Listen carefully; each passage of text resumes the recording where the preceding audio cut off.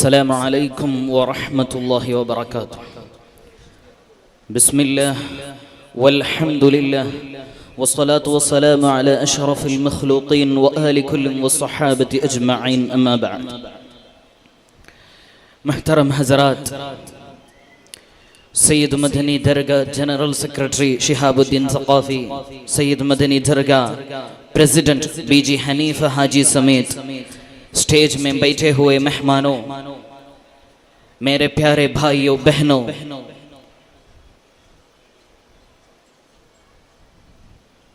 हम हिंदुस्तानी हैं। हिंदुस्तान यह हमारा वतन है।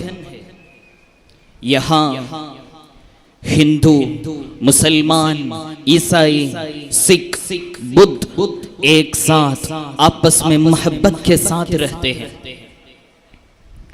1947 के पहले जब हिंदुस्तान बरीतानियों के हाथ में था, तब हिंदुस्तानियों एक साथ मिलके उन्हें यहां से निकाल दिया।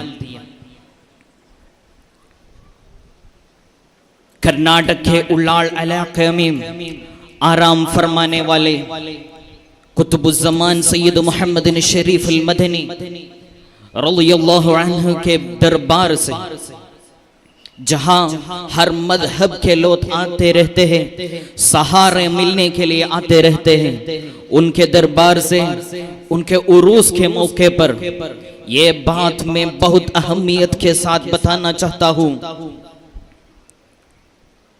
हमारे आबा और अजदाद ने जो किरदार जंगे आजादी में अदा किए हैं, वही है हमारा नमूना, वही होगा हमारा नमूना।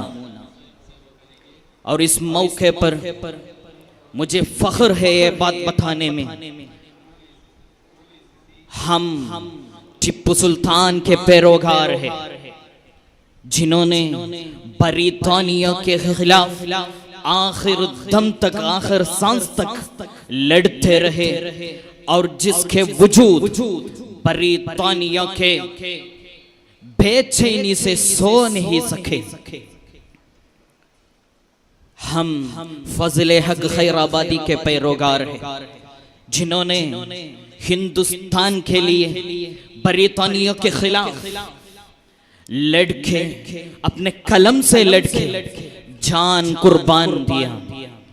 हम उमरुल कादिल बिलंगूती के पैरोकार हैं, जिन्होंने बरीतानिया के खिलाफ लड़े और हिंदुस्तानी जमीन के लिए टैक्स मांगने वाले बरीतानी कलेक्टर के चेहरे को थूकर जवाब दिया।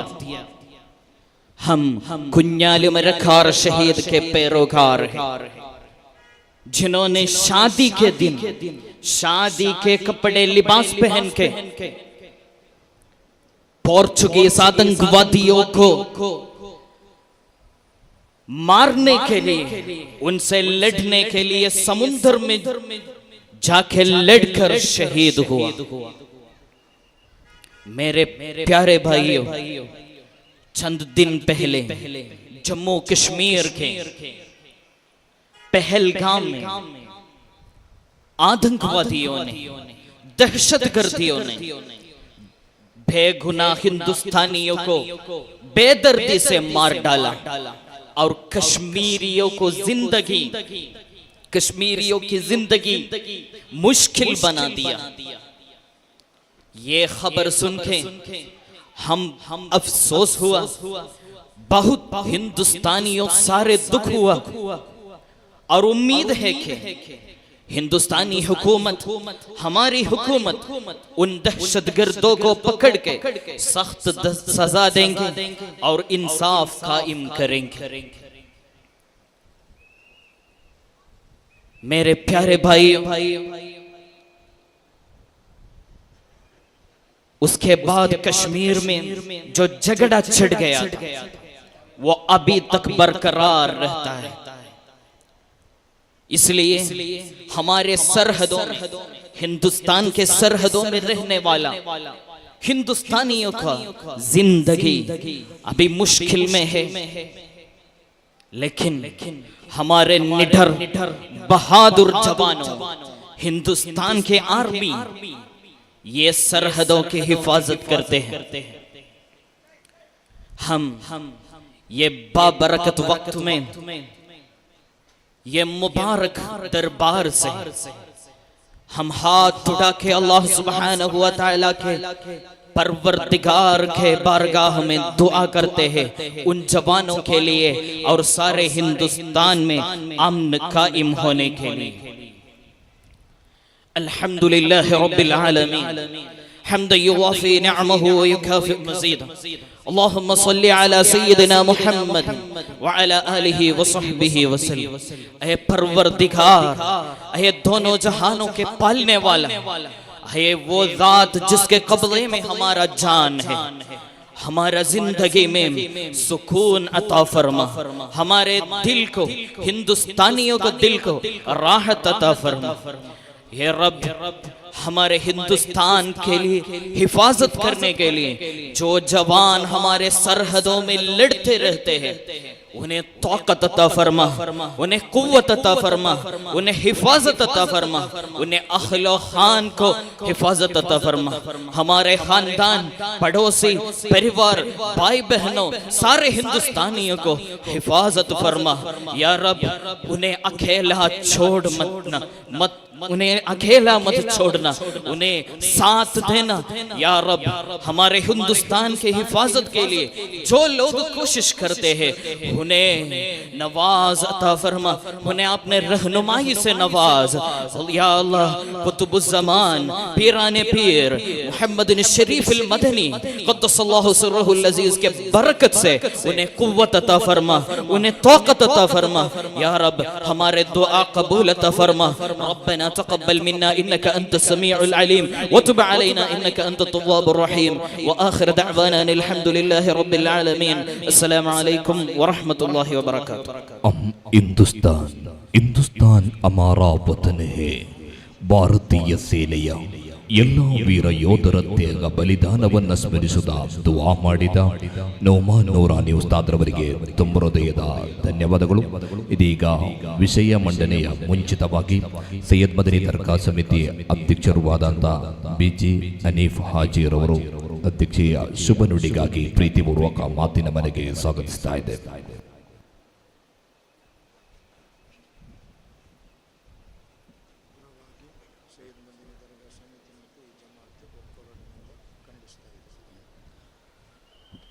ಅಸ್ಸಲಾಮು ಅಲೈಕುಂ ವರಹಮತುಲ್ಲಾಹ್.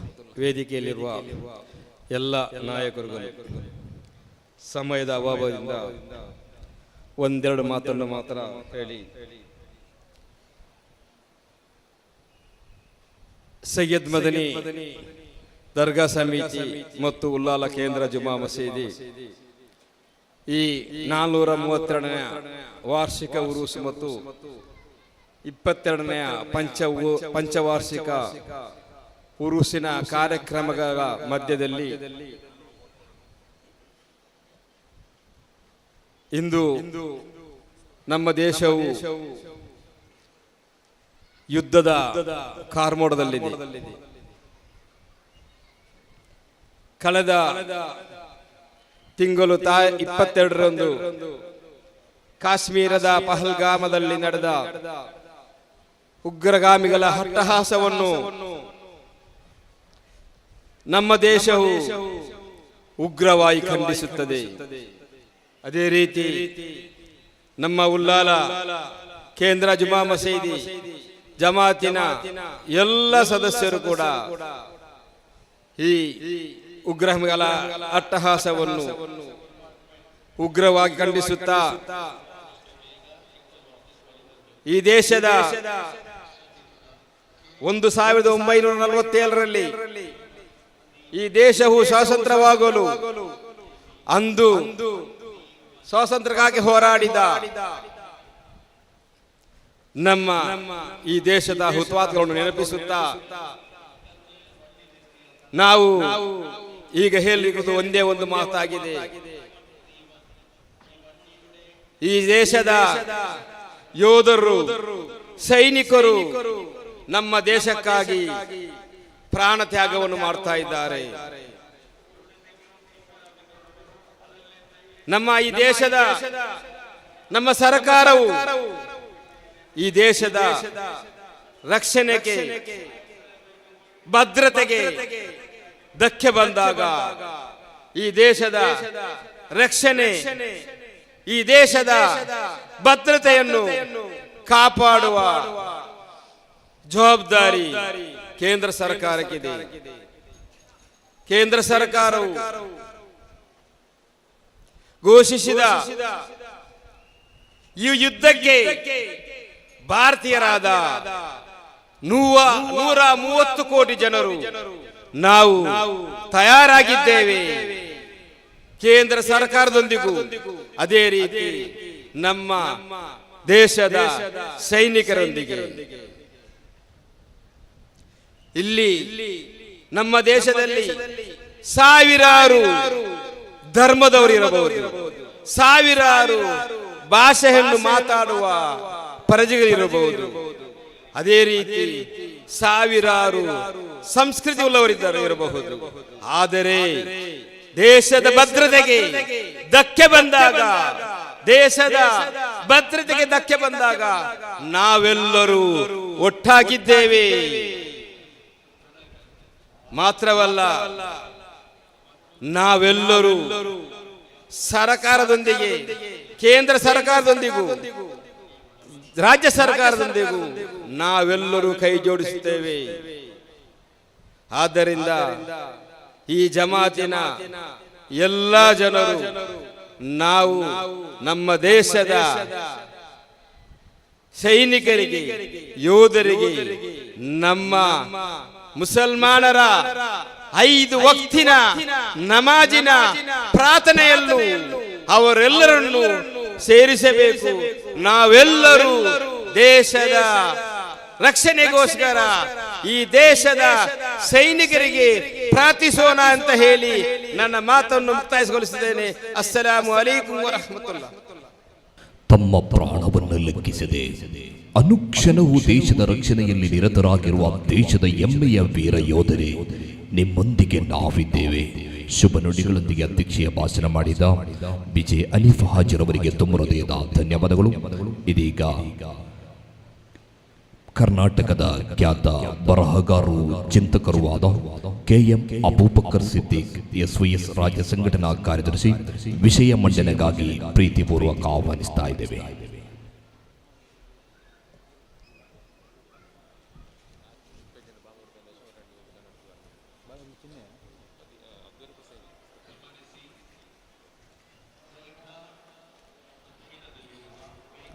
السلام عليكم ورحمة الله وبركاته. بسم الله والحمد لله والصلاة والسلام على أشرف رسول الله وعلى آله وصحبه وسائر عباد الله الفائزين برضا الله. ಅತ್ಯಂತ ಗೌರವಾನ್ವಿತರಾದ ಅಧ್ಯಕ್ಷರು, ಪ್ರಧಾನ ಕಾರ್ಯದರ್ಶಿಗಳು, ಇಲ್ಲಿರುವ ಉಲಮಾಗಳು, ಉಮರಾಗಳು, ಪ್ರೀತಿಯ ಸಹೋದರರೇ, ಸಹೋದರಿಯರೇ, ಕುತುಬುಜ್ಜಮಾನ್ ಸಯ್ಯದ್ ಮೊಹಮ್ಮದ್ ಶರೀಫ್ ಅಲ್ ಮದನಿ ಖದ್ದಸಲ್ಲಾಹು ಸಿರ್ರಹುಲ್ ಅಜೀಜ್ ರವರ ಪವಿತ್ರ ಉರೂಸ್ನ ಈ ಶುಭ ಸಂದರ್ಭದಲ್ಲಿ ಒಂದು ವಿಶಿಷ್ಟವಾದ ಕಾರ್ಯಕ್ರಮದಲ್ಲಿ ನಾವು ಭಾಗವಹಿಸ್ತಾ ಇದ್ದೇವೆ. ದೇಶದ ರಕ್ಷಣೆಯಲ್ಲಿ ನಿರತರಾಗಿರುವ ಯೋಧರ ಸುರಕ್ಷತೆಗಾಗಿ ವಿಶೇಷ ಪ್ರಾರ್ಥನಾ ಕಾರ್ಯಕ್ರಮ. ಇದರ ಅಗತ್ಯ ಏನು ಅಂತೇಳಿ ನಮಗೆಲ್ಲ ಗೊತ್ತಿದೆ. ಇವತ್ತು ನಾವು ಹೊಟ್ಟೆ ತುಂಬ ಉಂಡು ರಾತ್ರಿ ಚೆನ್ನಾಗಿ ಮಲಗಿ ಹಾಯಾಗಿ ನಿದ್ದೆ ಹೋಗಲಿಕ್ಕೆ ಸಾಧ್ಯವಾಗಿದ್ದರೆ ಅದಕ್ಕೆ 2 ಶಕ್ತಿಗಳು ಕಾರಣ. ಒಂದು ರೈತರು, ಮತ್ತೊಂದು ಸೈನಿಕರು. ಆದ್ದರಿಂದಲೇ ಆವತ್ತು ಲಾಲ್ ಬಹದ್ದೂರ್ ಶಾಸ್ತ್ರಿ ಅವರು ಘೋಷಣೆ ಮಾಡಿದರು, ಜೈ ಜವಾನ್ ಜೈ ಕಿಸಾನ್. ರೈತರು ಕಷ್ಟಪಟ್ಟು ಬೆಳೆಯುವ ಕಾರಣಕ್ಕಾಗಿ ನಮಗೆ ಅನ್ನ ಸಿಗ್ತದೆ. ರಾತ್ರಿ ಹಗಲೆನ್ನದ ಗಡಿ ಪ್ರದೇಶಗಳಲ್ಲಿ ಕಾದು ನಿಂತು ಒಳಗೆ ಬರಬಹುದಾದ ಸೈನಿಕರನ್ನು, ಶತ್ರುಗಳನ್ನು ಪ್ರತಿರೋಧಿಸುವಂತ ಸೈನಿಕರು ಇರುವ ಕಾರಣಕ್ಕಾಗಿ ನಾವಿವತ್ತು ನಿಶ್ಚಿಂತರಾಗಿ ಇಲ್ಲಿ ಬದುಕಲಿಕ್ಕೆ ಸಾಧ್ಯ ಆಗಿದೆ. ಅಂತಹ ಯೋಧರು, ಆ ಯೋಧರು ಇವತ್ತು ನಾವು ಕಾಣುತ್ತಿರುವಂತಹ ಅತ್ಯಂತ ಸಂಘರ್ಷಮಯವಾದ ವಾತಾವರಣದಲ್ಲಿ ಅವರಿಗೆ ನಿದ್ದೆ ಇಲ್ಲ. ಅವರಿಗೂ ನಮ್ಮ ಹಾಗೆ ಕುಟುಂಬ ಇದೆ, ಮಕ್ಕಳಿದ್ದಾರೆ, ಎಲ್ಲ ಅನಿವಾರ್ಯತೆಗಳು ಇದೆ. ಅದೆಲ್ಲವನ್ನು ಬದಿಗಿಟ್ಟು ರಾಷ್ಟ್ರ ರಕ್ಷಣೆಗೆ ಬೇಕಾಗಿ ಹೋರಾಡುವ ಕಾರಣದಿಂದಾಗಿ ಅವರ ಸುರಕ್ಷತೆ ನಮ್ಮ ಅತ್ಯಂತ ದೊಡ್ಡ ಅನಿವಾರ್ಯ. ಆ ಕಾರಣಕ್ಕಾಗಿ ಇವತ್ತು ಸಯ್ಯದ್ ಮದನಿಯವರ ಸಾನ್ನಿಧ್ಯದಲ್ಲಿ ಈ ರಾಷ್ಟ್ರದ ಯೋಧರಿಗೆ ಬೇಕಾಗಿ, ಸೈನಿಕರಿಗೆ ಬೇಕಾಗಿ ನಾವು ಪ್ರಾರ್ಥನಾ ಮಜಲಿಸ್ ಮಾಡಿದ್ದೇವೆ. ವಿಶೇಷತಃ ಉಳ್ಳಾಲಕ್ಕೆ ಮತ್ತು ಯೋಧರಿಗೆ ಒಂದು ಸಂಬಂಧ ಇದೆ. ಅದು ಏನು ಅಂತ ಹೇಳಿದರೆ, ಬ್ರಿಟಿಷರಿಗಿಂತ ಮೊದಲು ಈ ಭಾರತವನ್ನು ಆಕ್ರಮಣ ಮಾಡಿದಂತಹ ಪೋರ್ಚುಗೀಸರು ಪರಂಗಿಗಳು ಅಂತ ಹೇಳಿ ನಾವು ಹೇಳ್ತೇವೆ. ಆ ಪರಂಗಿಗಳ ವಿರುದ್ಧ ಹೋರಾಟ ಮಾಡಿದ ಧೀರ ವನಿತೆ ಅಬ್ಬಕ್ಕದೇವಿ, ರಾಣಿ ಅಬ್ಬಕ್ಕ. ಆ ರಾಣಿ ಅಬ್ಬಕ್ಕರಿಗೆ ಸೇನಾಧಿಪತಿಯಾಗಿದ್ದವರು ಉಳ್ಳಾಳದ ಮುಸ್ಲಿಮರು, ಉಳ್ಳಾಳದ ಬ್ಯಾರಿಗಳು. ರಾಣಿ ಅಬ್ಬಕ್ಕರಿಗೆ ಯೋಧರಾಗಿ, ಸೈನಿಕರಾಗಿ ಸೇವೆ ಸಲ್ಲಿಸಿ ಪೋರ್ಚುಗೀಸರನ್ನು ಹೊಡೆದುರುಳಿಸಲಿಕ್ಕೆ ಸಾಧ್ಯವಾಗಿದ್ದರೆ ಅದು ಉಳ್ಳಾಳದ ಮುಸ್ಲಿಮರಿಂದ ಎನ್ನುವಂತಹ ಒಂದು ಐತಿಹಾಸಿಕವಾದ ಕಾರಣವನ್ನು ಮುಂದಿಟ್ಟು ಹೇಳುವುದಾದರೆ, ಇವತ್ತು ಹನೀಫಾಜಿಯಂತಹ, ಶಿಹಾಬುದ್ದೀನ್ ಸಕಾಫಿಯಂತಹ ಉನ್ನತರಾದ ಉಲಮಾಗಳು ಮತ್ತು ಉಮರಾಗಳು ಈ ಉಳ್ಳಾಳದವರು, ಇವರ ಪೂರ್ವಿಕರು ಒಂದೊಮ್ಮೆ ಯೋಧರಾಗಿ ಪೋರ್ಚುಗೀಸರ ವಿರುದ್ಧ ಹೋರಾಟ ಮಾಡಿದಂತಹವರು ಆಗಿರಬಹುದು. ಆದ್ದರಿಂದ ಅವರ ರಕ್ತದಲ್ಲಿ ಹೋರಾಟದ ಕಿಚ್ಚು ಇದೆ. ಒಂದೊಮ್ಮೆ ಈ ರಾಷ್ಟ್ರ ರಕ್ಷಣೆ ಬೇಕಾಗಿ ಇಳಿಬೇಕಾದ ಸೈನಿಕರಾಗಿ ಹೋರಾಡಬೇಕಾದ ಅನಿವಾರ್ಯತೆ ಬಂದರೆ ಖಂಡಿತವಾಗಿಯೂ ಮುಸ್ಲಿಮರಾದ ನಾವು ಅದಕ್ಕೆ ಸಿದ್ಧರಿದ್ದೇವೆ ಅಂತ ಹೇಳಿ ನಮ್ಮ ಉಲಮಾಗಳು, ನಮ್ಮ ನಾಯಕರು ಈ ಮೊದಲೇ ಘೋಷಣೆ ಮಾಡಿದ್ದಾರೆ. ಆದ್ದರಿಂದ ಸೈನಿಕರು, ಯುದ್ಧ ಎನ್ನುವುದು ನಮಗೆ ಗೊತ್ತಿದೆ. ಯಾವತ್ತೂ ಕೂಡ ಯುದ್ಧ ಅದೊಂದು ಒಳ್ಳೆಯ ಸಂಗತಿ ಅಲ್ಲ, ಅನಿವಾರ್ಯವಾದ ಅನಿಷ್ಟ. ಯುದ್ಧ ಎನ್ನುವುದು ಅನಿವಾರ್ಯ, ಆದ್ರೆ ಅದು ಅನಿಷ್ಟ, ಒಳ್ಳೆಯದಲ್ಲ. ಯುದ್ಧದಿಂದ ನಾವು ಗೆಲ್ಲಬಹುದು, ನಾವು ಸಂಭ್ರಮಿಸಬಹುದು. ಆದರೆ ನಾವು ಗೆಲ್ಲುವುದರ ಹಿಂದೆ, ನಾವು ಸಂಭ್ರಮಾಚರಣೆ ಮಾಡುವುದರ ಹಿಂದೆ ನಮ್ಮ ನೂರಾರು ಸಾವಿರಾರು ಸೈನಿಕರ ಸಂಘರ್ಷಮವಾದ ಅವರ ಬದುಕು, ಅವರ ಕಣ್ಣೀರು, ಎಷ್ಟೋ ಯೋಧರು ಜೀವದಿರಬೇಕಾಗುತ್ತದೆ. ಕೆಲವೊಮ್ಮೆ ನಾಗರಿಕರು ಕೂಡ ತಮ್ಮ ಬದುಕನ್ನು ಕಳೆದುಕೊಳ್ಳಬೇಕಾಗುತ್ತದೆ. ಎಷ್ಟೋ ಹೆಣ್ಮಕ್ಕಳು ವಿಧೇಯರಾಗ್ತಾರೆ, ಎಷ್ಟೋ ಮಕ್ಕಳು ಅನಾಥರಾಗ್ತಾರೆ, ಎಷ್ಟೋ ಕುಟುಂಬಗಳಲ್ಲಿ ಅಭದ್ರತೆ ಕಾಡುತ್ತದೆ, ಎಷ್ಟೋ ಕುಟುಂಬಗಳು ಅನಾಥವಾಗಿ ಬಿಡುತ್ತವೆ. ಆದ್ದರಿಂದ ನಾವು ಗೆದ್ರು, ನಮ್ಮ ಶತ್ರು ರಾಷ್ಟ್ರ ಸೋತ್ರು, ಎರಡೂ ಕಡೆಗಳಲ್ಲಿ ಕೂಡ ಕಷ್ಟಗಳು ಸಮಾನವಾಗಿರ್ತವೆ. ನಾವು ಹೇಳ್ತೇವೆ, ಓಡಿದವನಿಗೂ ಆಯಾಸ ಇರ್ತದೆ, ಓಡಿಸಿದವನಿಗೂ ಆಯಾಸ ಇರ್ತದೆ. ಓಡಿದವ ಮಾತ್ರ ಅಲ್ಲ, ಓಡಿಸಿದವ ಕೂಡ ಆಯಾಸ ಅನುಭವಿಸಬೇಕು. ಆದ್ರಿಂದ ಯಾವತ್ತೂ ಕೂಡ ಯುದ್ಧ ಬೇಡ ಎನ್ನುವುದು ಒಂದು ಸಾಮಾನ್ಯವಾದ ಸಿದ್ಧಾಂತ. ಆದರೆ ಅನಿವಾರ್ಯವಾದ ಸಂದರ್ಭದಲ್ಲಿ ಯುದ್ಧ ಮಾಡಬೇಕಾಗುತ್ತದೆ. ಪವಿತ್ರವಾದ ಇಸ್ಲಾಮಿನ ಸಿದ್ಧಾಂತವನ್ನು ತೆಗೆದು ನೋಡಿದರೆ ಇಸ್ಲಾಮಿಗೆ ಅಲ್ಲಿ ಅನುಮತಿ ಇದೆ, ಯುದ್ಧಕ್ಕೆ ಅಲ್ಲಿ ಅನುಮತಿ ಇದೆ. ಆದರೆ ಅನುಮತಿ ಮಾತ್ರ ಇದೆ, ಯಾವತ್ತೂ ಪ್ರೋತ್ಸಾಹ ಇಲ್ಲ. ಯುದ್ಧ ಎನ್ನುವುದು ಎಲ್ಲ ಧರ್ಮಗಳಲ್ಲಿ ಕೂಡ ನಾವು ಕಾಣಲಿಕ್ಕೆ ಸಾಧ್ಯ ಆಗ್ತದೆ. ಅದಕ್ಕೆ ಆ ಧರ್ಮ ಈ ಧರ್ಮ ಅಂತ ಹೇಳಿ ಇಲ್ಲ. ಯುದ್ಧದ ಇತಿಹಾಸ ನೀವು ನೋಡಿದರೆ ನಿಮ್ಗೆ ಗೊತ್ತಿದೆ. ನಮ್ಮ ಹಿಂದೂ ಸಹೋದರರ ಅತ್ಯಂತ ಪವಿತ್ರ ಗ್ರಂಥವಾದಂತಹ ಭಗವದ್ಗೀತೆ, ಆ ಭಗವದ್ಗೀತೆ ಅತ್ಯಂತ ಮುಖ್ಯವಾದ ಸಾರ ಯುದ್ಧಕ್ಕೆ ಪ್ರೇರಣೆ. ಅಲ್ಲಿ ಹತೋವಾ ಪ್ರಾಪಿಸಿ ಸ್ವರ್ಗಂ ಜಿತ್ವಾ ಮೋಕ್ಷಸೇ ಮಹೀಂ ತಸ್ಮಾದ್ ಉತ್ತಿಷ್ಠ ಕೌಂತೆಯ ಯುದ್ಧಾಯ ಕೃತ ನಿಶ್ಚಯ ಅಂತ ಹೇಳಿ ಶ್ರೀಕೃಷ್ಣನು ಅರ್ಜುನನ ಹತ್ರ ಹೇಳುವಂತಹ ಒಂದು ಘಟನೆಯನ್ನ ನಾವು ಭಗವದ್ಗೀತೆಯಲ್ಲಿ ಕಾಣ್ತೇವೆ.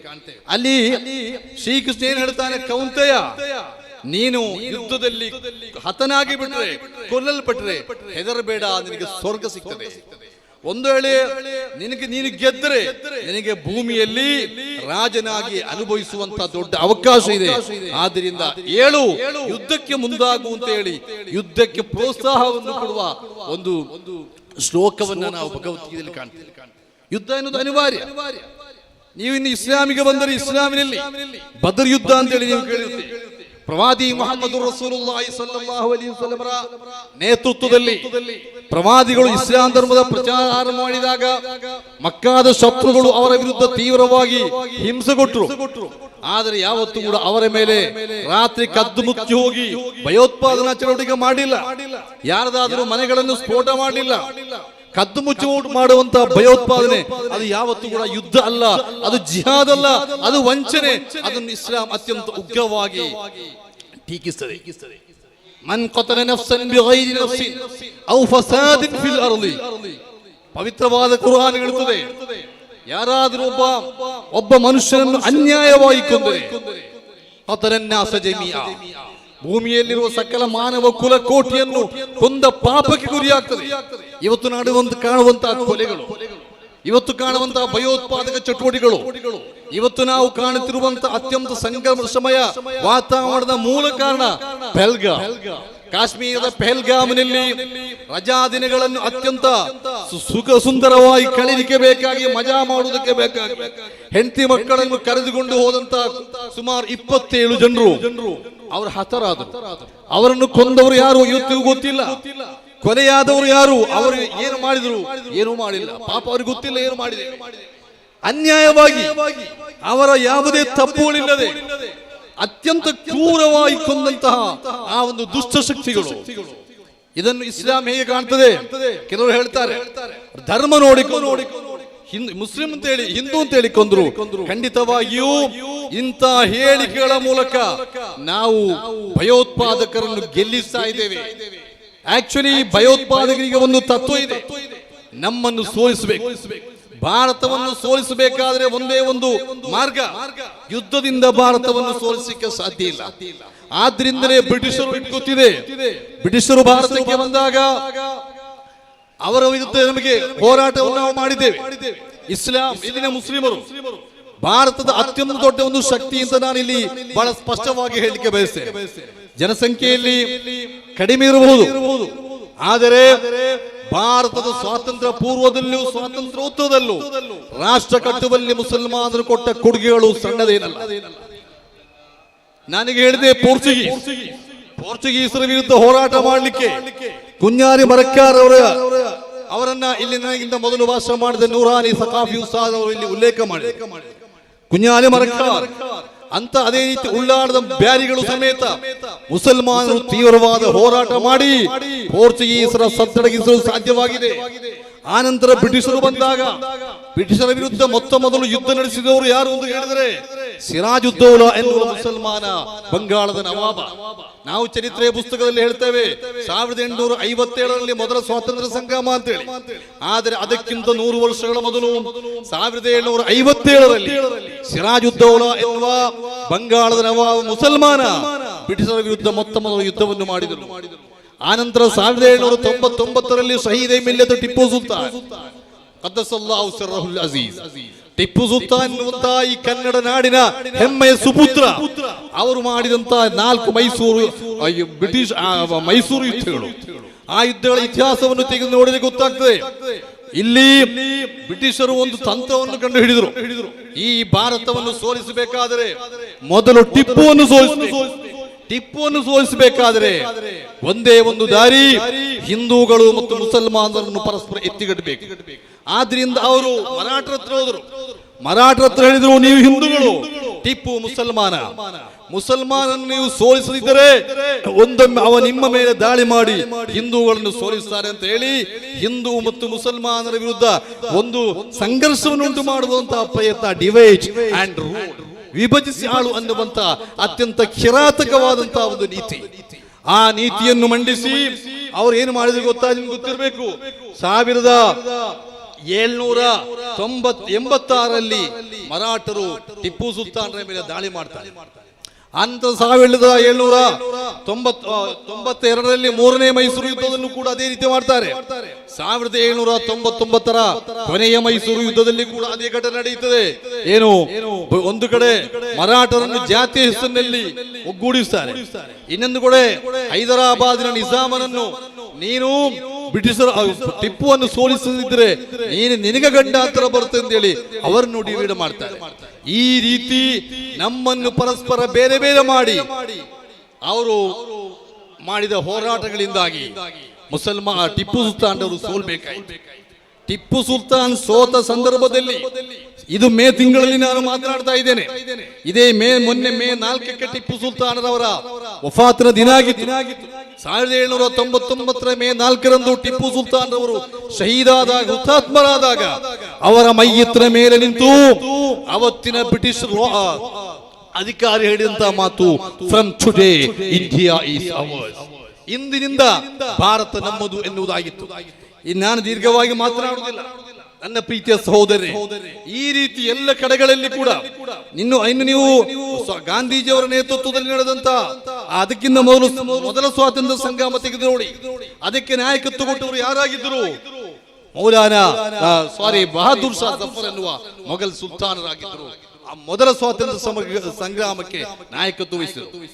ಇನ್ನು ಗಾಂಧೀಜಿಯವರ ನೇತೃತ್ವದಲ್ಲಿ 1919ರಲ್ಲಿ ಸ್ವಾತಂತ್ರ್ಯ ಹೋರಾಟ ಮುಂದುವರಿದಾಗ ಆ ಸಂದರ್ಭದಲ್ಲಿ ಶೌಕತ್ ಅಲಿ ಮತ್ತು ಮೌಲಾನಾ ಮೊಹಮ್ಮದ್ ಅಲಿ ಅವರು ಕೊಟ್ಟಂತ ಅಸಹಕಾರ ಚಳವಳಿ, ನಾನ್ ಕೋಆಪರೇಟಿವ್ ಮೂವ್ಮೆಂಟ್ ಎನ್ನುವಂತ ಒಂದು ಕಾನ್ಸೆಪ್ಟ್, ಅನಂತರ 1740ರ ಕ್ವಿಟ್ ಇಂಡಿಯಾ ಚಳವಳಿ ಇತ್ಯಾದಿಗಳ ಹಿಂದೆ ಎಲ್ಲ ಮುಸ್ಲಿಂ ನಾಯಕರನ್ನು ನಾವು ಗುರುತಿಸಬೇಕಾಗ್ತದೆ.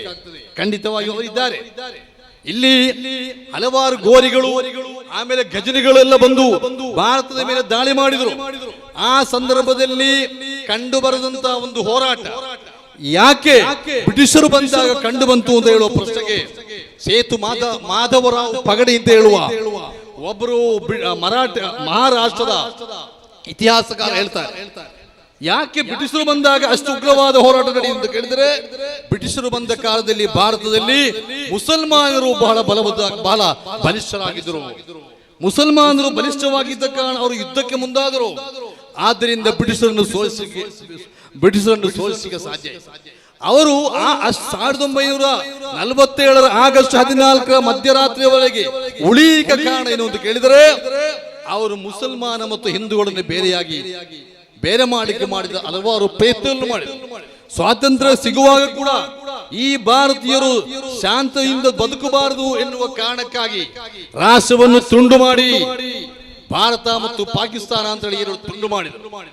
ಆದರೆ ಈ ಭಾರತ ಮತ್ತು ಪಾಕಿಸ್ತಾನ ಎರಡೂ ಕೂಡ ಪರಸ್ಪರ ನೆರೆ ರಾಷ್ಟ್ರಗಳಾಗಿ ಶಾಂತಿ ಮತ್ತು ಸೌಹಾರ್ದದಿಂದ ಬದುಕಬೇಕಾಗಿತ್ತು. ಒಂದು ವಿಷಯ ನಾನು ಹೇಳ್ತೇನೆ, ಭಾರತ ಹೇಗೆ ಹಿಂದೂ ರಾಷ್ಟ್ರ ಅಲ್ಲವೋ ಪಾಕಿಸ್ತಾನ ಕೂಡ ಮುಸ್ಲಿಂ ರಾಷ್ಟ್ರ ಅಲ್ಲ. ಖಂಡಿತವಾಗಿಯೂ ಅವರ ರಾಷ್ಟ್ರದ ಹೆಸರಲ್ಲಿ ಅವರು ಮುಸ್ಲಿಂ ಸೇರಿಸಿಕೊಂಡಿದ್ದಾರೆ ಗೊತ್ತಿಲ್ಲ, ಆದರೆ ಖಂಡಿತವಾಗಿಯೂ ಯಾವತ್ತಿಗೂ ಪಾಕಿಸ್ತಾನ ಮುಸ್ಲಿಂ ರಾಷ್ಟ್ರ ಅಂತ ನಾವು ಒಪ್ಪುವುದಿಲ್ಲ. ಯಾಕೆ? ಇಸ್ಲಾಮಿಗೂ ಅವರ ಕೆಲವು ರಾಜಕೀಯ ನೀತಿಗಳಿಗೂ ಸಂಬಂಧವಿಲ್ಲ. ಪ್ರವಾದಿ ಮುಹಮ್ಮದ್ ರಸೂಲುಲ್ಲಾಹಿ ಸಲ್ಲಲ್ಲಾಹು ಅಲೈಹಿ ವಸಲ್ಲಂ ಹೇಳಿದರು, ನೀವು ನಿಮ್ಮ ನೆರೆಮನೆಯನ್ನು ಗೌರವಿಸಬೇಕು. ಯಾವ ಜಾತಿ ಇರಲಿ, ಯಾವ ಮತ ಇರಲಿ, ನಿನ್ನ ನೆರೆಮನೆಯಲ್ಲಿ ಹಸಿದಿರುವಾಗ ನೀನು ಹೊಟ್ಟೆ ತುಂಬ ಉಂಡ್ರೆ ನೀನು ನನ್ನ ಧರ್ಮದವನಲ್ಲ ಅಂತ ಹೇಳಿದ ಪ್ರವಾದಿ ಮುಹಮ್ಮದ್ ರಸೂಲುಲ್ಲಾಹಿ ಸಲ್ಲಲ್ಲಾಹು ಅಲೈಹಿ ವಸಲ್ಲಂ ರವರ ಧರ್ಮವಾದ ಇಸ್ಲಾಂ, ಆ ಇಸ್ಲಾಮಿಗೆ ಸೇರಿದ ಒಂದು ರಾಷ್ಟ್ರ ಅಂತ ಹೇಳಿ ಇದ್ರೆ ಅವರ ನೆರೆ ರಾಷ್ಟ್ರವಾದ ಭಾರತದ ಮೇಲೆ ಯಾವತ್ತೂ ಅವರು ದಾಳಿ ಮಾಡಲಿಕ್ಕೆ ಸಾಧ್ಯ ಇಲ್ಲ. ಈ ಭಾರತದ ನಾಗರಿಕರ ಮೇಲೆ ಭಯೋತ್ಪಾದಕ ಚಟುವಟಿಕೆಗಳನ್ನು ಮಾಡಿ ಅವರನ್ನು ಕೊಂದು ಹಾಕಲಿಕ್ಕೆ ಖಂಡಿತವಾಗಿಯೂ ಸಾಧ್ಯ ಇಲ್ಲ. ಒಬ್ಬನನ್ನು ಕೊಂದರೆ ಅನ್ಯಾಯವಾಗಿ, ಒಬ್ಬನನ್ನು ಕೊಂದರೆ ಇಡೀ ಮನುಕುಲವನ್ನು ಕೊಂದ ಪಾಪಕ್ಕೆ ಗುರಿಯಾಗುತ್ತಾನೆ ಎಂದು ಹೇಳುವಂತಹ ಪವಿತ್ರ ಕುರ್ಆನಿನ ಅನುಯಾಯಿಗಳಾಗಿದ್ದರೆ ಖಂಡಿತವಾಗಿಯೂ ಪಾಕಿಸ್ತಾನಕ್ಕೆ ಭಾರತದ ಮೇಲೆ ಭಯೋತ್ಪಾದಕ ಚಟುವಟಿಕೆಗಳನ್ನು ಮಾಡಲಿಕ್ಕೆ ಸಾಧ್ಯ ಇಲ್ಲ. ಆದ್ದರಿಂದ ನಾವು ಹೇಳ್ತಾ ಇದ್ದೇವೆ, ಹೇಗೆ ಭಾರತ ಹಿಂದೂ ರಾಷ್ಟ್ರ ಅಲ್ಲವೋ ಪಾಕಿಸ್ತಾನ ಮುಸ್ಲಿಂ ರಾಷ್ಟ್ರ ಕೂಡ ಅಲ್ಲ. ಆದ್ದರಿಂದ ಅವರ ಒಂದು ಕುತಂತ್ರ ಇದೆ, ನಮ್ಮನ್ನು ಪರಸ್ಪರ ಕಚ್ಚಾಡಿಸಬೇಕು. ಅದಕ್ಕಾಗಿ ಅವರು ಭಯೋತ್ಪಾದಕ ಚಟುವಟಿಕೆ ಮಾಡುವಾಗ ನಾವು ಹಿಂದೂಗಳನ್ನು ಅಂತ ಹೇಳಿ ನೋಡಿಕೊಂಡದ್ದು, ಮುಸ್ಲಿಮರು ಅಂತ ಹೇಳಿ ನೋಡಿ ಬಿಟ್ಟದ್ದು ಅಂತ ಹೇಳಿ ಪ್ರಚಾರ ಮಾಡ್ತಾರೆ. ಯಾಕೆ? ಆ ಹೆಸರಿನಲ್ಲಿ ನಾವು ಪರಸ್ಪರ ಜಗಳ ಮಾಡಬೇಕು. ಪುಣ್ಯ ನಮ್ಮ ದುರಾದೃಷ್ಟಕ್ಕೆ ನಮ್ಮಲ್ಲೂ ಕೆಲವು ಪಾಪಿಗಳಿದ್ದಾರೆ. ಭಾರತದಲ್ಲಿ ಇವತ್ತು ನಮ್ಮ ಮೇಲೆ ದಾಳಿ ಮಾಡುವ ಉಗ್ರಗಾಮಿಗಳು ಎರಡು ಟೈಪ್ ಇದ್ದಾರೆ. ಎರಡು ಟೈಪ್. ಒಂದು ಪಾಕಿಗಳು, ಪಾಕಿಸ್ತಾನದಲ್ಲಿ ನಿಂತುಕೊಂಡು ಭಾರತದ ಮೇಲೆ ಹೊಂಚು ಹಾಕಿ ಭಯೋತ್ಪಾದಕ ಚಟುವಟಿಕೆಗಳನ್ನು ಮಾಡುವರು. ಅವರ 9 ಕೇಂದ್ರಗಳನ್ನು ನಮ್ಮ ಭಾರತದ ಸೈನಿಕರು ಮೊನ್ನೆ ಹೋಗಿ ನಾಶ ಮಾಡಿದ್ದು ಅದು ಖಂಡಿತವಾಗಿಯೂ ಆ ಸಿಂಧೂರ, ಅದು ನಮಗೆ ಬಹಳ ಹೆಮ್ಮೆ ಇದೆ, ಅಭಿಮಾನ ಇದೆ. ನಮ್ಮ ಭಾರತದ ಸೈನಿಕರ ತಾಕತ್ತು ಏನು ಎಂಬುದು ಜಗತ್ತಿಗೆ ತೋರಿಸಲಿಕ್ಕೆ ನಮಗೆ ಸಾಧ್ಯ. ಯಾವತ್ತೂ ಕೂಡ ನಾವು ನಮ್ಮ ಕಾದಿಗಳು ಆಗಿರುವಂತಹ ಸುಲ್ತಾನ್ APUಸ ಬಹಳ ಸ್ಪಷ್ಟವಾಗಿ ಹೇಳಿದರು, ಭಯೋತ್ಪಾದಕ ಚಟುವಟಿಕೆಗಳ ವಿರುದ್ಧ ಭಾರತದ ಸೇನೆ ಕೈಗೊಳ್ಳುವ ಪ್ರತಿಯೊಂದು ಕಾರ್ಯವನ್ನು ಕೂಡ ನಾವು ಅಭಿನಂದಿಸ್ತೇವೆ, ಖಂಡಿತವಾಗಿಯೂ ನಾವು ಅಭಿನಂದಿಸ್ತೇವೆ. ಆ ಯೋಧರಿಗೆ ನಾವು ಅಭಿನಂದನೆಗಳನ್ನು ಈ ಸಂದರ್ಭದಲ್ಲಿ ಸಲ್ಲಿಸಲಿಕ್ಕೆ ಬಯಸ್ತೇವೆ. ಆದರೆ ನನ್ನ ಪ್ರೀತಿಯ ಸಹೋದರಿ, ನಮ್ಮಲ್ಲಿ ಮತ್ತೊಂದು ಎರಡನೇ ಟೈಪ್ನ ಉಗ್ರಗಾಮಿಗಳಿದ್ದಾರೆ. ಅವರು ಪಾಪಿಗಳು. ಅವ್ರು ಏನ್ ಮಾಡ್ತಾರೆ, ನಮ್ಮೊಳಗೆ ಜಗಳವನ್ನು ಕಾಯ್ತಾರೆ. ಹಿಂದೂ ಮುಸ್ಲಿಂ ಅಂತ ಹೇಳಿ ಹೆಸರು ಮಾಡಿ ನಮ್ಮನ್ನು ಪರಸ್ಪರ ಸಂಘರ್ಷಕ್ಕಿಳಿಸಿ ಜಾತಿ ಮತ್ತು ಹೆಸರಿನಲ್ಲಿ ತಿಳಿದುಕೊಳ್ಬೇಕು. ಮುಸಲ್ಮಾನರು ಯಾವತ್ತೂ ಕೂಡ ಪಾಕಿಸ್ತಾನಕ್ಕೆ ಸಪೋರ್ಟ್ ಮಾಡ್ಲಿಕ್ಕೆ ಸಾಧ್ಯವಿಲ್ಲ. ಯಾಕೆಂತ ಹೇಳಿದ್ರೆ ನಮಗೊಂದು ಸಿದ್ಧಾಂತ ಇದೆ, ಹುಬ್ಬುಲ್ ವತನಿ ಮಿನಲ್ ಈಮಾನ್. ನಮ್ಮ ಸಿದ್ಧಾಂತ ಹುಬ್ಬುಲ್ ವತನಿ ಮಿನಲ್ ಈಮಾನ್, ತನ್ನ ಸ್ವಂತ ನಾಡನ್ನು ಪ್ರೀತಿಸುವುದು ಅದು ನಮ್ಮ ಧರ್ಮ ವಿಶ್ವಾಸದ ಒಂದು ಭಾಗ. ಕೇವಲ ಒಂದು ಅಲಂಕಾರಿಕವಾದ ಪದ ಅಲ್ಲ. ನಮ್ಮ ನಾಡನ್ನು ಪ್ರೀತಿಸಬೇಕಾದ್ದು ನಮ್ಮ ಧರ್ಮದ ಒಂದು ಭಾಗ. ದಿನಕ್ಕೆ ನಾವು ಅಲ್ಲಾಹನಿಗೆ ದಿನಕ್ಕೆ 34 ಬಾರಿ, ಕನಿಷ್ಠ 34 ಬಾರಿ ನಮ್ಮ ಹಣೆಯನ್ನ ಮಣ್ಣಿಗೆ ಮುಟ್ಟಿಸಿ ನಾವು ಸುಜೂದು ಮಾಡ್ತೇವೆ, ಪ್ರಾರ್ಥನೆ ಮಾಡ್ತೇವೆ. ಯಾವ ಮಣ್ಣಿಗೆ?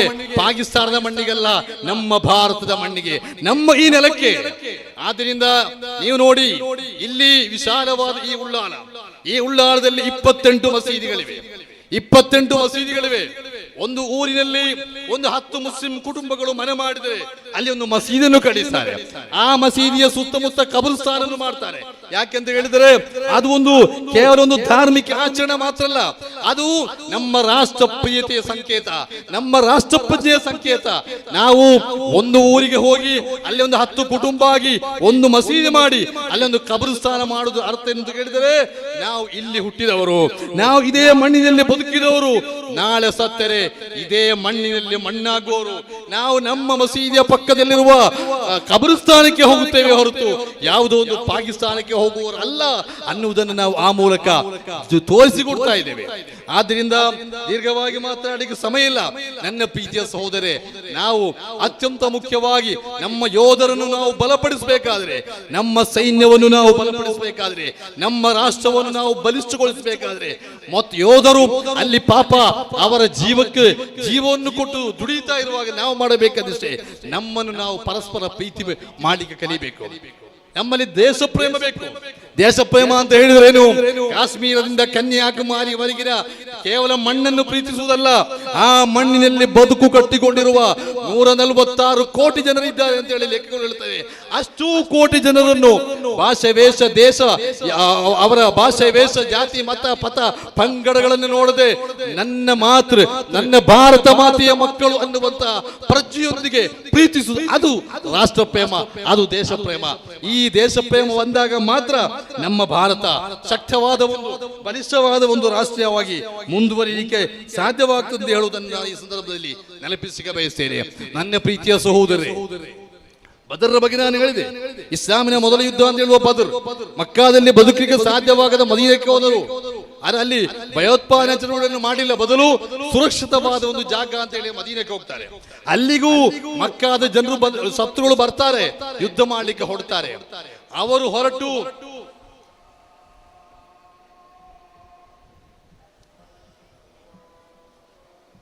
ಮರ್ಹಬಂ ಬಿಲ್ ಕಾಯಿಲಿ ಅದಲ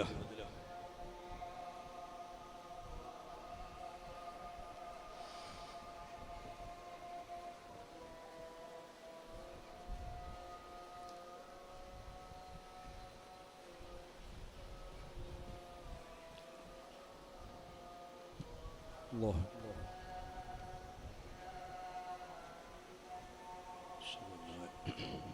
La ilaha illallah.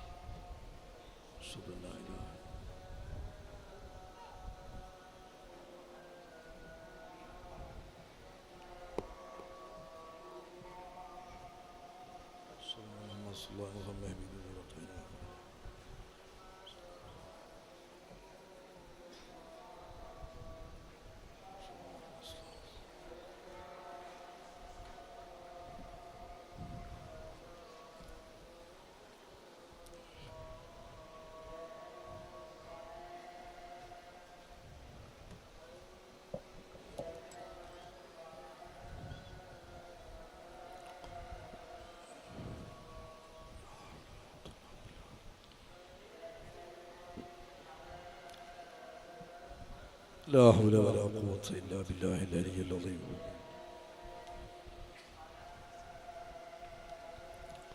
لا حول ولا قوة إلا بالله العلي العظيم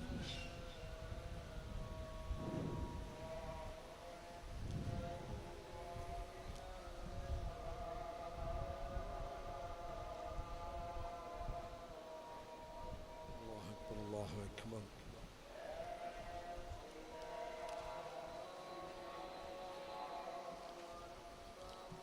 لا إله إلا الله اللهم صل على سيدنا محمد اللهم رب هذه الدعوة التامة الصلاة القائمة آت محمد الوسيلة والفضيلة والدرجة الرفيعة وبعثه مقاما محمودا الذي وعدته وارزقنا شفاعته. ನನ್ನ ಪ್ರೀತಿಯ ಸಹೋದರರೇ, ಸಮಯ ಆಯಿತು, ಅದರಿಂದ ನಿಲ್ಲಿಸ್ತಾ ಇದ್ದೇನೆ. ನಾನೇನು ಹೇಳ್ತಾ ಬಂದೆ ಅಂತ ಹೇಳಿದ್ರೆ, ಬದರ್ನಲ್ಲಿ ಶತ್ರುಗಳು ದಾಳಿ ಹೊರಟು 350 ಕಿಲೋಮೀಟರ್ ದಾಟಿದ ನಂತರವೇ ಮುಸಲ್ಮಾನರು ಯುದ್ಧಕ್ಕೆ ಹೊರಟರು. ಅಂದರೆ ಯಾವತ್ತು ಯುದ್ಧ ಎನ್ನುವುದು ನಮ್ಮ ಮೊದಲ ಆಯ್ಕೆ ಅಲ್ಲ. ಭಾರತ ಕೂಡ ಅದನ್ನು ಇವತ್ತು ಹೇಳ್ತಾ ಇದೆ. ನಾವಾಗಿ ಯಾವತ್ತು ಯುದ್ಧಕ್ಕೆ ಹೋಗುವುದಿಲ್ಲ, ನಾವು ಶಾಂತಿಗೆ ಬದ್ಧ, ಅಗತ್ಯ ಬಂದರೆ ಸಂಘರ್ಷಕ್ಕೂ ಸಿದ್ಧ. ಆದ್ದರಿಂದ ನಾವು ಈ ಸಂದರ್ಭದಲ್ಲಿ ನಾನಿಲ್ಲಿ ಹೇಳಬೇಕಾದ ಒಂದು ವಿಚಾರ, ಭಾರತ ಮತ್ತು ಪಾಕಿಸ್ತಾನ ವಿಷಯ ಬಂದಾಗ ಯಾವತ್ತು ನಾವು ಪಾಕಿಸ್ತಾನ ನಮ್ಮ ಶತ್ರುವಾಗಿ ನಾವು ಅದನ್ನು ಕಾಣ್ತೇವೆ. ಆದ್ದರಿಂದಲೇ ಪಾಕಿಸ್ತಾನದ ವಿರುದ್ಧ ನಡೆದ ಮೊತ್ತ ಮೊದಲ ಯುದ್ಧದಲ್ಲಿ ಮೊತ್ತ ಮೊದಲು ಜೀವ ಕೊಟ್ಟವರು ಯಾರು ಅಂತ ಕೇಳಿದ್ರೆ ಮುಸ್ಲಿಂ ಸಮುದಾಯಕ್ಕೆ ಸೇರಿದ ಅಬ್ದುಲ್ ಹಮೀದ್ ಎನ್ನುವಂತಹ ಒಬ್ಬ ಹವಾಲ್ದಾರ್ ಅಬ್ದುಲ್ ಹಮೀದ್ ಆಗಿದ್ದರು. ಇವತ್ತು ಮೊನ್ನೆ ನೀವು ನೋಡಿರಬೇಕು, ಮೊನ್ನೆ ಕೂಡ ಹಲವಾರು ಪರಮವೀರ ಚಕ್ರ ಪುರಸ್ಕೃತರಾದ ಅಬ್ದುಲ್ ಹಮೀದ್ ಹಾಗೆ ಹಲವಾರು ಮಂದಿ ಮೊನ್ನೆ ಕೂಡ ಜೀವವನ್ನು ಕೊಟ್ಟಿದ್ದಾರೆ. ಆದ್ದರಿಂದ ಮೊಹಮ್ಮದ್ ಇಮ್ತಿಯಾಜ್ ಅಂತ ಹೇಳುವ ಒಬ್ಬ ಅಧಿಕಾರಿ ಪಾಕಿಸ್ತಾನಿಗಳು ಕೊಂದರು. ಆದ್ರಿಂದ ಶತ್ರುಗಳ ಬಾಂಬಿಗೆ ಯಾರು ಬಲಿಯಾಗ್ತಾರೆ ಅಂತ ಹೇಳಿಕ್ಕೆ ಸಾಧ್ಯ ಆಗುದಿಲ್ಲ. ಅಲ್ಲಿ ಜಾತಿ ಮತ ನೋಡುವುದಿಲ್ಲ. ಹಾಗಾಗಿ ನಾವು ಕೂಡ ಜಾತಿ ಮತದ ಭೇದಗಳನ್ನೆಲ್ಲ ಬದಿಗಿಟ್ಟು ನಮ್ಮ ರಾಷ್ಟ್ರಕ್ಕೆ ಬೇಕಾಗಿ ಹೋರಾಡಲಿಕ್ಕೆ ನಾವು ಸಿದ್ಧರಾಗಬೇಕು. ಇದಾಗಿರ್ಬೇಕು ಇವತ್ತಿನ ನಮ್ಮ ಪ್ರತಿಜ್ಞೆ ಅಂತ ಹೇಳಿ ಈ ಸಂದರ್ಭದಲ್ಲಿ ನೆನಪಿಸ್ತಾ ಬಹಳ ವಿಷಾದದೊಂದು ಒಂದು ಮಾತನ್ನು ಹೇಳ್ತೇನೆ. ನಮ್ಮ ಮಾಧ್ಯಮ ಬಹಳ ಜವಾಬ್ದಾರಿಯುತವಾಗಿ ಕೆಲಸ ಮಾಡಬೇಕು. ಮಾಧ್ಯಮಗಳು ಜಾತಿ ಮತದ ಹೆಸರಿನಲ್ಲಿ ಅತ್ಯಂತ ನಿಕೃಷ್ಟವಾದಂತಹ ಭೇದ ಭಾವಗಳನ್ನು ಮಾಡ್ತಾ ಇವೆ. ಅತ್ಯಂತ ಸುಳ್ಳು ಕಥೆಗಳನ್ನು, ಅವರ ಕೆಲವು ಟಿವಿಗಳಲ್ಲಿ ಕಂಡ ದೃಶ್ಯಗಳನ್ನು ನೋಡಿದರೆ ಪಾಕಿಸ್ತಾನ ಇವತ್ತು ಹುಡಿ ಹುಡಿಯಾಗಿ ಭೂಮಿ ಮೇಲೆ ಅದರ ನಕಾಶೆ ಉಳಿತಿರಲಿಲ್ಲ. ಆ ರೀತಿಯಲ್ಲಿ ಕೊಟ್ಟಿದ್ದಾರೆ ಸುಳ್ಳುಗಳು. ಜಗತ್ತಿನ ಮುಂದೆ ಭಾರತದ ಮಾನವನ್ನು ಕೆಡಿಸುವಂತಹ ಕೆಲಸಗಳನ್ನು ಖಂಡಿತ ದಯವಿಟ್ಟು ಮಾಧ್ಯಮಗಳು ಮಾಡಬಾರದು ಅಂತ ಹೇಳಿ ಈ ಸಂದರ್ಭದಲ್ಲಿ ವಿನಂತಿಸ್ತಾ ಇದ್ದಾರೆ. ಸ್ವಾತಂತ್ರ್ಯ ಹೋರಾಟಗಾರರಲ್ಲಿ ಪ್ರಮುಖರಾದ ರಾಮ್ ಮನೋಹರ್ ಲೋಹಿಯಾ ಗೊತ್ತಿರಬೇಕು ನಿಮಗೆ. ಅವರು ಅವರ ಆತ್ಮಕಥೆಯಲ್ಲಿ ಒಂದು ಕಡೆ ಹೇಳ್ತಾರೆ, 1947 ಆಗಸ್ಟ್ 15ರ ಸಂದರ್ಭದಲ್ಲಿ ಭಾರತದಲ್ಲಿ ಹಿಂದೂ ಮುಸ್ಲಿಂ ಗಲಾಟೆ ಜೋರಾಗ್ತದೆ. ಆಗ ನೌಕರಿ ನಮ್ಮ ಬಂಗಾಳಕ್ಕೆ ಹೋಗ್ತಾರೆ ಗಾಂಧೀಜಿಯವರು. ಅಲ್ಲಿ ಒಂದು ದಿನ ಒಂದು ಪೇಪರ್ ನ್ಯೂಸ್ ಬರ್ತದೆ, ಮುಸಲ್ಮಾನನ ಮನೆಯಲ್ಲಿ 313 ಬಂದೂಕು ಪತ್ತೆ. 313 ಬಂದೂಕು ಪತ್ತೆ. ವಾಸ್ತವ ಏನು ಗೊತ್ತಾ, ಒಂದೇ ಒಂದು ಬಂದೂಕು ಪತ್ತೆ ಆದ್ದು. ಆ ಬಂದೂಕಿನ ಮೇಲೆ 313 ಅಂತ ಹೇಳುವಂತ ಪವಿತ್ರವಾದ ನಂಬರ್ ಅನ್ನು ಬರೆದಿದ್ದು ಅಷ್ಟೇ. ಅದನ್ನು 1947ರಲ್ಲಿ ಅವತ್ತೇ ಪೇಪರ್ಗಳು ಕೊಟ್ಟದ್ದು 313 ಬಂದೂಕು ಪತ್ತೆ ಅಂತ ಹೇಳಿ. ಹಾಗಾದ್ರೆ ಇವತ್ತಿನ ಮಾಧ್ಯಮಗಳ ಅವಸ್ಥೆ ಹೇಗಿರ್ಬೋದು? ಆದ್ರಿಂದ ದಯವಿಟ್ಟು ಮಾಧ್ಯಮಗಳು ಜವಾಬ್ದಾರಿಯುತವಾಗಿ ನಮ್ಮ 4ನೇ ಅಂಗ ಎನ್ನುವಂತ ಪ್ರಜ್ಞೆಯೊಂದಿಗೆ ಪ್ರಜಾಪ್ರಭುತ್ವದ ಕಾವಲು ನಾಯಿಗಳಾಗಿ ನೀವು ವರ್ತಿಸಬೇಕೇ ಹೊರತು ಬುದ್ಧಿ ಇಲ್ಲದ ಹಂದಿಗಳಾಗಿ ವಾಸ್ತವಗಳನ್ನು ಮುಚ್ಚಿಡುವವರು ಆಗಬಾರದು ಅಂತ ಹೇಳಿ ಈ ಸಂದರ್ಭದಲ್ಲಿ ನೆನಪಿಸ್ತಾ ನನ್ನ ಮಾತುಗಳಿಗೆ ಕೊನೆ ಹಾಡ್ತಾ ಇದ್ದೇನೆ. ಸೃಷ್ಟಿಕರ್ತನಾದ ಅಲ್ಲಾಹನಲ್ಲಿ ನಾವೆಲ್ಲರೂ ಮನಸ್ಸಿಟ್ಟು ಪ್ರಾರ್ಥಿಸೋಣ.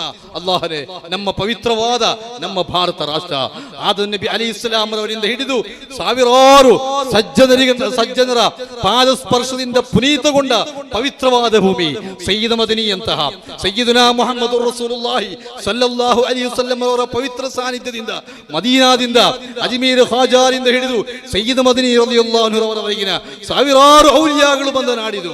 ಅಲ್ಲಾಹನೇ, ಪವಿತ್ರವಾದ ಈ ನಾಡಿನಲ್ಲಿ ಇಷ್ಟು ವರ್ಷಗಳಿಂದ ನಾವು ಹಿಂದೂ ಮುಸಲ್ಮಾನರು, ಕ್ರೈಸ್ತರು, ಜೈನರು, ಸಿಖ್ಖರು ಎಲ್ಲರೂ ಬಹಳ ಪ್ರೀತಿ ವಿಶ್ವಾಸದಿಂದ ಬದುಕ್ತಾ ಇದ್ದೇವೆ. ಅಲ್ಲಾಹ್, ಈ ಶಾಂತಿಯನ್ನು, ಈ ಸೌಹಾರ್ದತೆಯನ್ನು ನಮಗೆ ನೀನು ಕಾಯಂಗೊಳಿಸು. ಅಲ್ಲಾಹ್, ಯಾರೆಲ್ಲ ಮುಸ್ಲಿಮರ ವಿರುದ್ಧ, ಯಾರೆಲ್ಲ ಹಿಂದೂಗಳ ವಿರುದ್ಧ, ಯಾರೆಲ್ಲ ಜಾತಿ ಮತಗಳ ಹೆಸರಿನಲ್ಲಿ ಪರಸ್ಪರ ಕೆಟ್ಟ ಕೆಲಸಗಳನ್ನು ಮಾಡ್ತಾ ಇದ್ದಾರೆ ಅವರಿಗೆಲ್ಲ ಒಳ್ಳೆಯ ಬುದ್ಧಿಯನ್ನು ಕೊಡು, ಅವರ ಮನಸ್ಸನ್ನು ಸಂಸ್ಕರಣೆ ಮಾಡಿ ಎಲ್ಲರಿಗೂ ಪರಸ್ಪರ ಪ್ರೀತಿ ವಿಶ್ವಾಸದಿಂದ ಒಂದೇ ಅಪ್ಪ ಅಮ್ಮನ ಮಕ್ಕಳಾಗಿ ಬದುಕುವಂತ ಒಂದು ಪ್ರಜ್ಞೆಯನ್ನು ನೀನು ಒದಗಿಸು ಅಲ್ಲ.